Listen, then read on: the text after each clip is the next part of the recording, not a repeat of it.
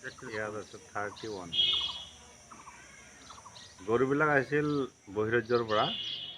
তাৰপিছত আমি বিশেষভাৱে খবৰ পাই কুমৰাবিল গাঁৱত অভিযান চলোৱা হয় আৰু CRP 20 আৰবিয়ান পাৰ্টি লৈ লগতে গোসাইগাঁও থানাৰ ষ্টাফো আছিল।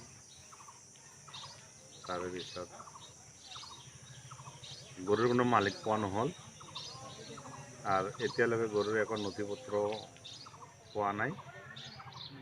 এতিয়া গৰুবিলাক মই চিজ কৰিছোঁ, এতিয়া মেডিকেল কৰাই আইনমতে ব্যৱস্থা ল'ম। গৰুবিলাকৰ দাম কিমান হ'ব? গৰুবিলাকৰ মূল্য অনুমান প্ৰায় 25 লাখ হ'ব। বাংলাদেশ লৈ গ'লে হয় এদিকে। তাৰ আগতে আমি খবৰ পাই গৰুবিলাক চিজ কৰিলোঁ।